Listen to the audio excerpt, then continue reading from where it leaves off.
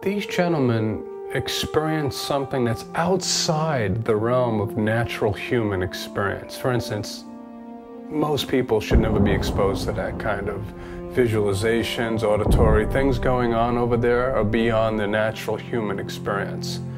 There's going to be some negative residuals. There's going to be some symptoms that carry over from just being exposed to that. It's not natural to be sitting here at the school here or in a cafe and then all of a sudden be thousands of miles away from home, stuffed in a little dirt foxhole, watching dismemberment and bombs and gases going off. It's beyond the natural human experience.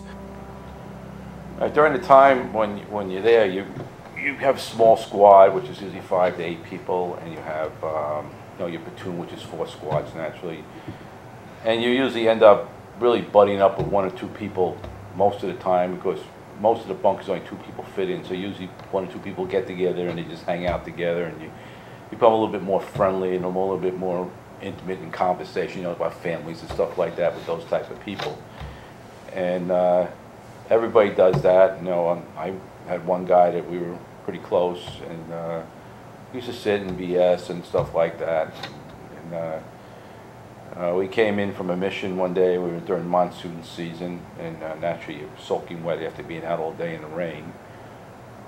And you get there, you try to put some dry clothes on. It gets near night, it's raining. You get in the bunker, and you sit in your BS and stuff. And about sometime after dark, we got hit with mortars or something, and a few exploded right next to our bunker, and a couple pieces came through our window and struck him, and he was unfortunately mortally wounded. And we did get the helicopter in the rain to airlift him out, and he got to the hospital and he died. So it was a very bad situation.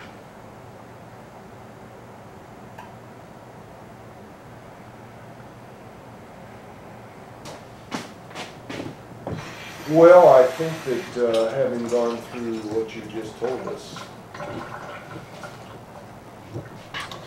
the worst part was I got a letter from his daughter about 10 or 12 years ago, and I don't know how she found me, and she wanted to know things about her father, and I just couldn't write it back. I just couldn't do it. It was maybe too much. All right, what are we going to do next? not only that, it's sort of like, what do you say? Yeah, I couldn't say anything. What am I going to say? It's just,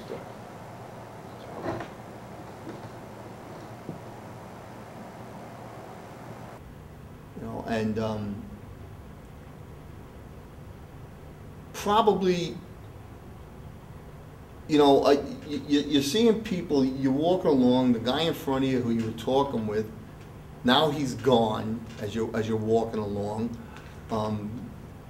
You come back to base, you've been gone a week. Gee, what happened while we were gone? Oh, they shelled the place. Hey, where's so-and-so, by the way? He didn't make it. And you learn. One of the things that bothered me was you learn to let go real easy. Somebody was here and now they're not. Be it that they rotated home or they got killed. Well, gee, that's a shame, so-and-so, blah, blah, blah. I really liked the guy. He was a cool guy. And then you go on.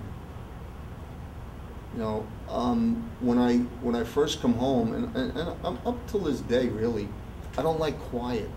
I'm not afraid of the dark. I'm not afraid of the dark, but I don't like absolute quiet. I have to have something, the television, the radio. I mean, like in here, the air conditioner's going.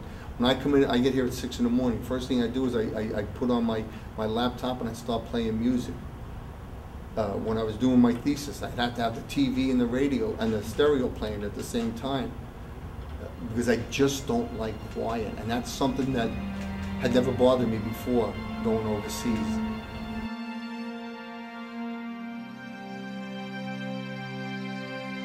Now, how people react to a trauma and how long they're affected to it, that's a case-by-case, person-by-person basis.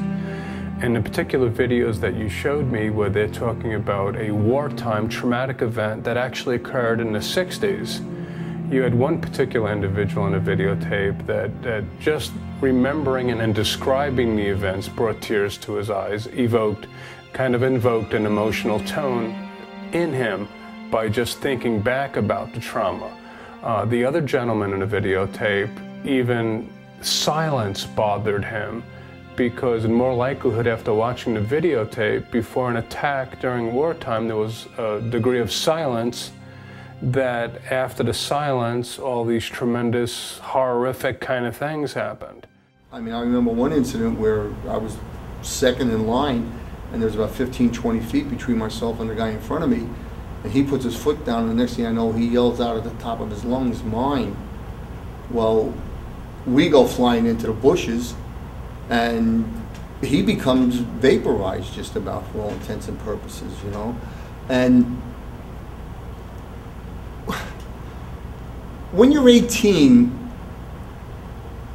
that kind of like, well, that goes with the territory. You kind of look at it that way, you know? But then I look back over years later, I'm saying, wow, this was somebody's son, and they never even got him back. Well, there's probably a whole array of dramatically negative things that occur if someone had PTSD. You had two particular people here who chose to be teachers and educate fine young minds, and they went on to actually help people. There could be another particular person on the extreme chronic end of it who has the worst particular case of it, who might inflict injury on himself or other people. And it could be a flashback, a reliving of an experience in real time, like today. All of a sudden I'm sitting here with you, and yet you're not you, you're like the enemy kind of thing.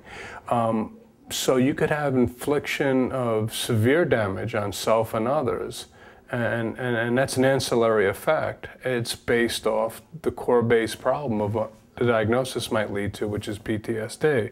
Again, it's a case-by-case basis. Here you have a great contrast of two people who'd rejoined society and have done an incredibly productive thing vocationally.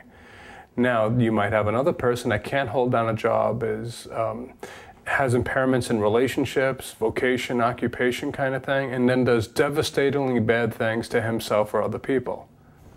I did it because that's what I was here for. That's what I was, and I tell this to my children in class. I said, every one of you has something that you're supposed to be doing at your age now and when you grow up. I said, you need to fulfill that potential. And I said, and that's what I felt I did. That what I did was what I was supposed to be doing, what I was here for.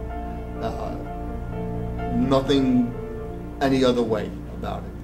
Just the fulfillment of what I was supposed to do.